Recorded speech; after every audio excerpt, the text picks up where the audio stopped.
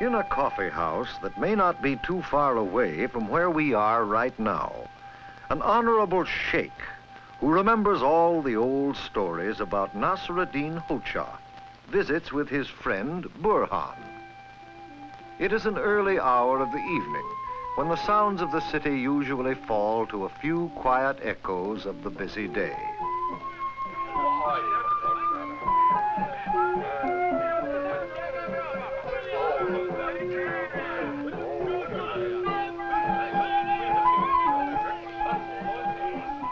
Effendi, there is a crowd gathering in the square. Someone is shouting at them from the wall. Oh, it is Hamid. You know Hamid, Effendi. He comes in here sometimes. Now some of them are picking up rocks and sticks. They're running off down the square.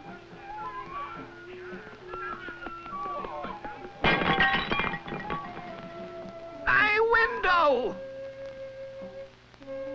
My window is broken, Hamid. You are going to pay for it. I'll pay for a cup of coffee if you get it fast, that's all. Better stay out of the streets tonight. There may be a riot down at the government house. Why do you do it, Hamid? All this violence. What better way is there to deal with the dishonesty and corruption in our government? And the do-nothing officials who keep us a backward country. There has been progress, Hamid, if you would open your eyes to it. By our own labors, and with American aid, we are building roads, new schools, new housing projects. Open your eyes. I don't see anything good about the way things are going in our land.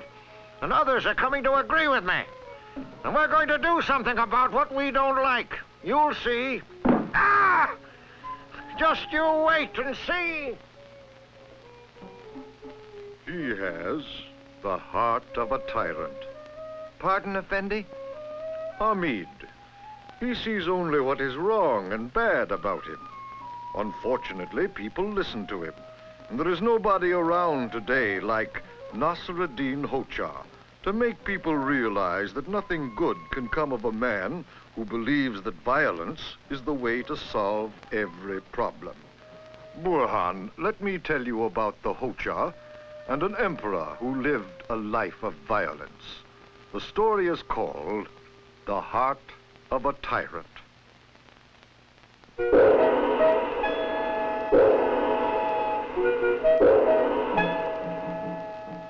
History tells us that the Emperor Taman would order a man boiled in oil, or the heads of 10 slaves cut off without blinking an eye. But these same records also show that there was in Tamerlane's palace one man who, by his humor and wisdom, managed to keep the favor of the emperor. This was Nasarudin Hocha. What is this you bring me, Hocha, when I ask for an account of the palace finances? The accounts are all written here, sire, on this pancake. A pancake? Hocha, do you value your miserable life? Sire, you threatened to make me eat the accounts if they were not in order. And since I trust you to do what you say, more than I trust my own addition... Eat the accounts? Pancake? Oh, that's very funny.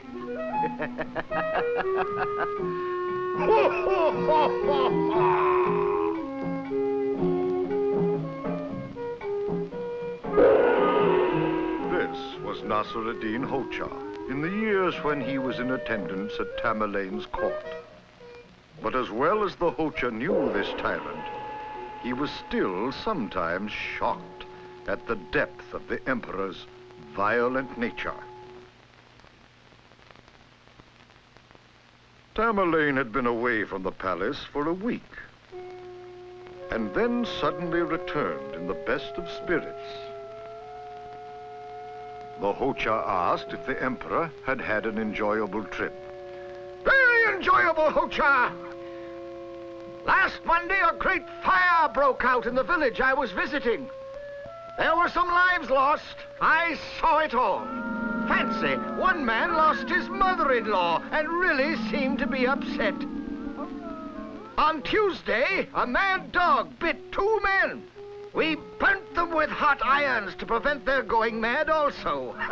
They bellowed like buffaloes. On Wednesday, there was a wild storm. All the crops were washed from the fields, and all the food in the storehouses was ruined by the rain. On Thursday, one of my war elephants escaped and crushed 5 or 6 people in its path. That kept me busy until evening. On Friday, a villager in a fit of frenzy murdered his own children. That made me very angry. I had the rascal put to death by slow torture. On Saturday, a large house fell with a crash. Men, women, and children lay buried under the ruins. One could hear their screams all over the village. On Sunday,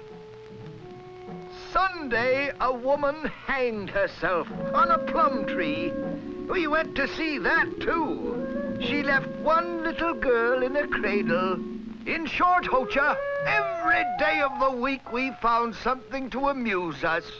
The poor Hocha, utterly unnerved at these stories, still managed to respond with a touch of his wise humor.